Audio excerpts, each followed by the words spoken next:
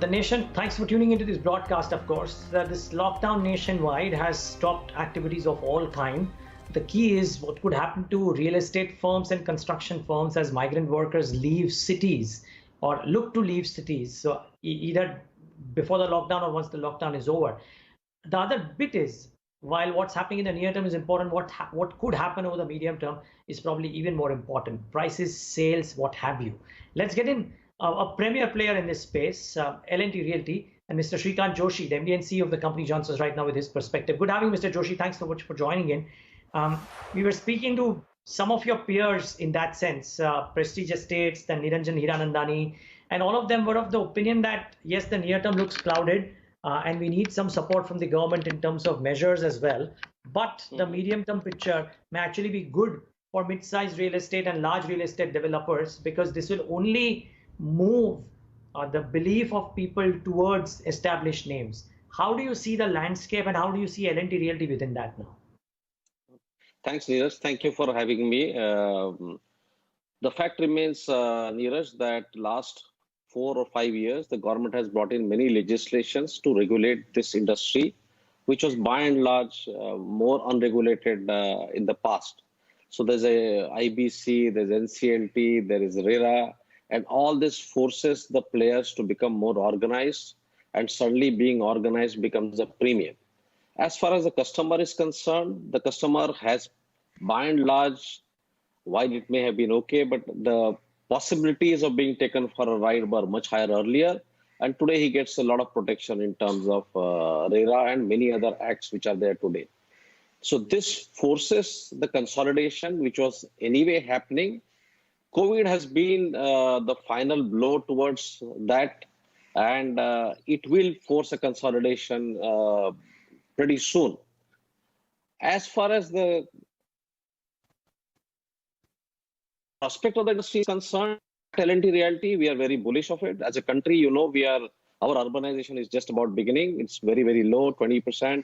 And most developed worlds end up becoming 50, 60, 70% over a period of time.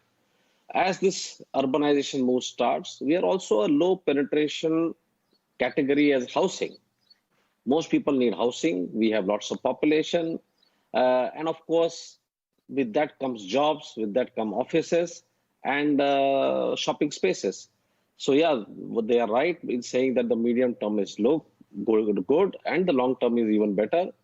COVID has created specific circumstances, not only for this industry, but for all industries. And we need to face that over the next short term of maybe 12 months, 18 months. Would you believe that unless a large package of some sort comes out from the government side, it might be difficult for the industry to get back on its feet in normal course of time, that it might actually become very, very painful and extended in terms of the pain? So, Neeraj, I would answer that a little differently. Firstly, what you said in your opening statement is right. Real estate is a large employment generator. And this large employment generation is the need of our country today and in the medium term or next decade as well. We are a young country. We have lots of youth coming into the job market, and it has different connotations if the jobs are not created. So with the result of creating jobs, this industry needs some support in the COVID period of time. If you see just pre-COVID, residential went through a lot of pain. And just as it was coming out, we had the COVID. When the residential was in pain, at least the commercial market and the retail markets were doing well. With the COVID, what has happened, the lockdown has created a very unique situation. And of course, all retail shops are closed. So the pain has got and spread across the industry chain. Now, most governments across the world have created packages for the industry to come out of this. And that there are various packages for all kinds of industries. We are also in talks with the minister, our urban and housing minister, Hardeep Bayalji, and he's also the aviation minister, as well as many other central ministers who have sympathies for the sector and who also understand the point that a package needs to be created for this sector for its large role it plays in job creation. Okay.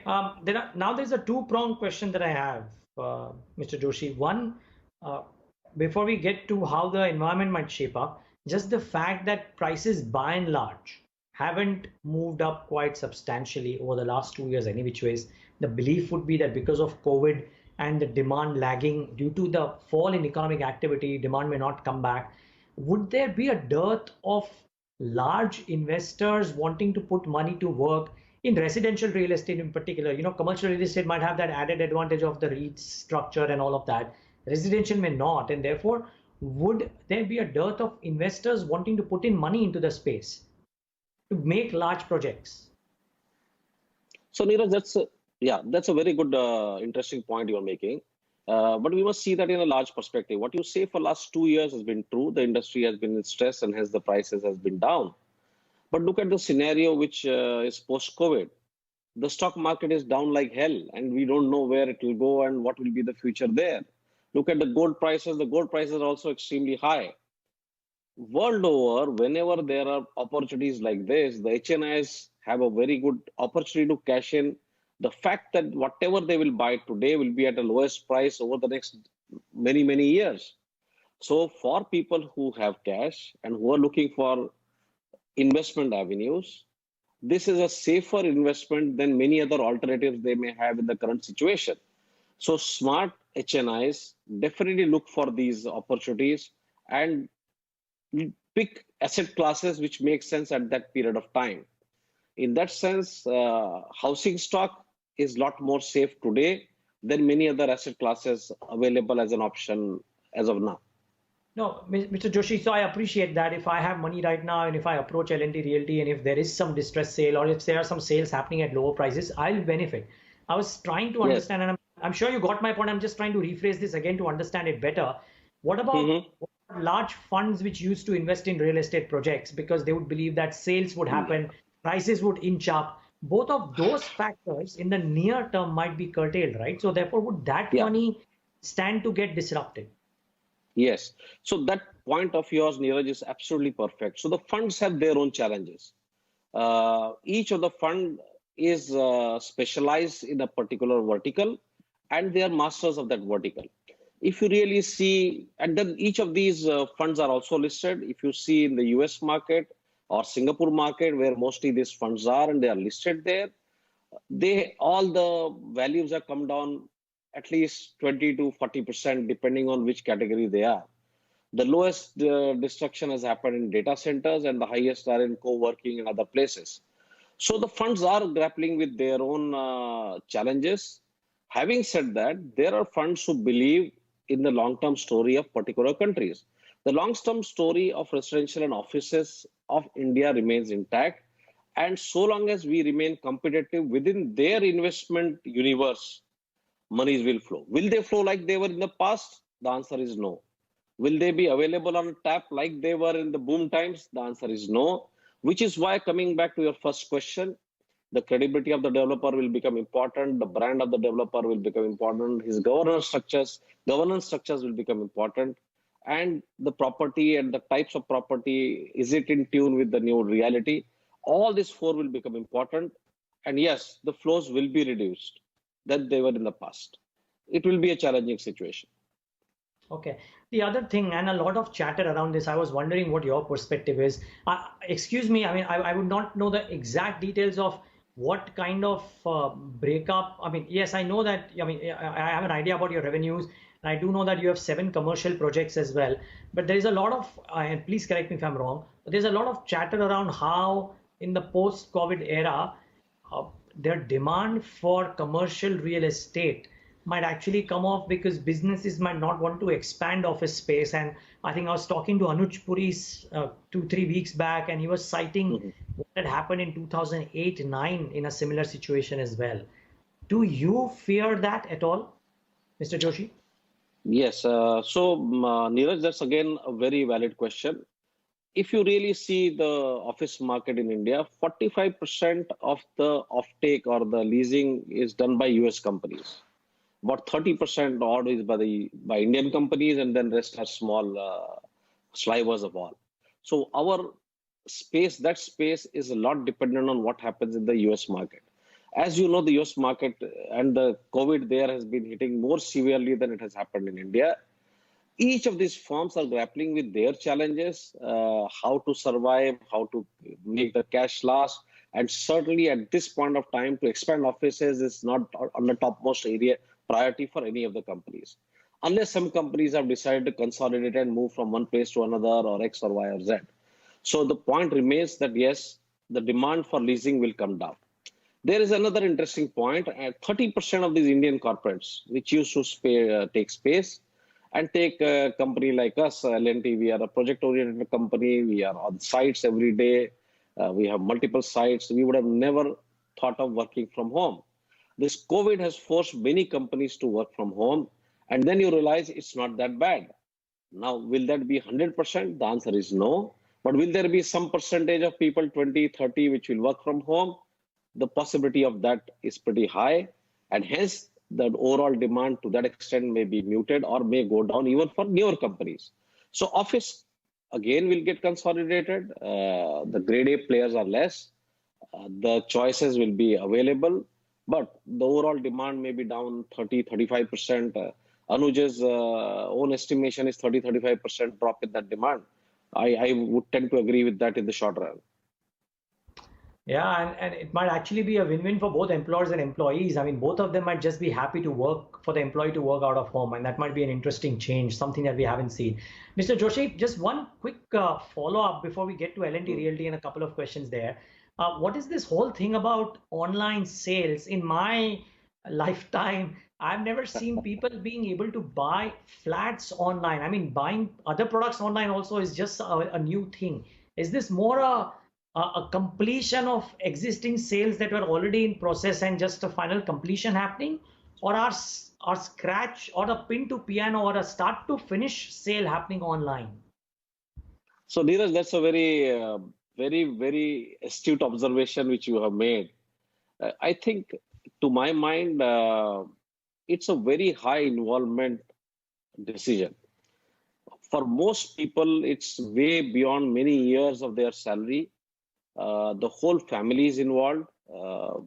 It is a very combined decision. It's not like buying a soap or a toothpaste where it doesn't matter if it goes wrong. It will be a while before the entire transaction happens online. The fulfillment mechanisms are also not fully there. We are creating a fulfillment mechanism whereby it can be created and fulfilled on the net. Whether that will happen is a very different discussions. To my mind, these are people who have visited, who have seen, who have an idea, who have made the choice, but somehow before the lockdown, they were not able to complete the transaction. And then that transaction has been completed after the lockdown. Today, what we are trying, when we engage, our sales teams engage with the customers, we are trying to engage with them on video chats. So that's the first step. Customers are not very comfortable on video chats. They're comfortable on audio chats. And then they say, as soon as the lockdown opens, we'll come and see the property. People tend to see the property. People want to see the layout. People want to see the sample flats, and which is why we used to make, all the industry used to make. So my own guess is like yours. I think large, if not all, are transactions completed with people who have seen that before. It will be very, very miraculous if the entire A to Z transaction happens online as of now. If this situation persists for a long period of time, then one has to wait and see. And it will start small, 5%, 10%. It will start like that. Okay. Now, just one final set of questions or final question, Mr. Joshi, and that's your assessment of how would L&T Realty emerge out of this? Because almost it's become a bit of a broken record of, I sound like a broken record, or almost anybody who talks to me sounds like a broken record when he says that the big and the efficient companies will only tend to become bigger. This has happened across the world and happened in India. One, what will happen to L&T Realty in the post-COVID era? And do you reckon that there is a possibility that companies of your size as well could become 4x, 5x the size in the next 5 to 7 years? Is that possible? So 2 points. Firstly, the consolidation which people talk in a normal industry can happen, and where you can get this huge multiples in a short period of time, where the product is created under one roof in a factory and then it's shipped across, and then the brand can play. So there, these dramatic changes of fortunes can happen in a very short period of time. Real estate, to my mind, is not like that. Space is not fungible, land is not fungible, ownership of land is not fungible, and creation of product is not under one roof. The product has to be created in those disparate locations where you have. The land is not like a raw material of a product which you can buy. So the dramatic parts to happen will not be possible. But yes, the consolidations will happen. It's a matter of time and space. Now, what will happen to L&T Realty? We are a very unique company in this entire space. We are very financially strong. Our brand is extremely well trusted. We have a construction company in-house. There is no company with all the three together in this space in the country, or maybe in the world also. I do not know whether there is a space which is a company which is so good in all the three. The brand is trusted like hell. We are well placed in this situation. Is it automatic? The answer is no. We will have to do many things right.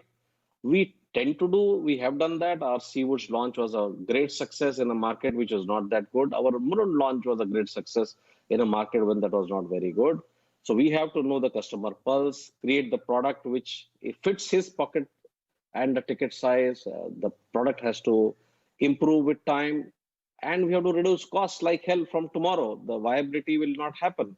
L&T is not going to put money in businesses which don't generate value.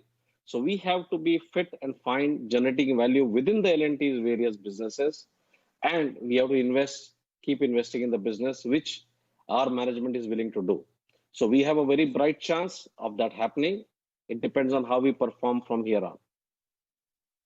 Okay, but just to follow up, just last question, you reckon that there is a possibility that it could well happen that companies of very large size as well could grow 5x, 7x in the next 5-7 years?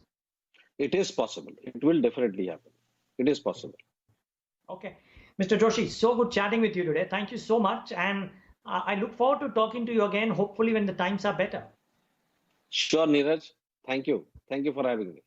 Thank you. The pleasure is ours. Viewers, thanks for tuning into this broadcast.